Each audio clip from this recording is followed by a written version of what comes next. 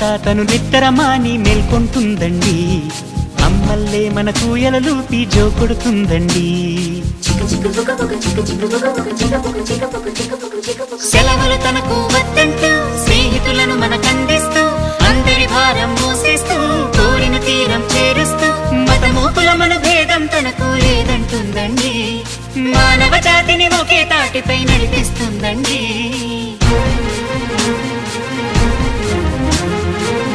Chicka, chicka,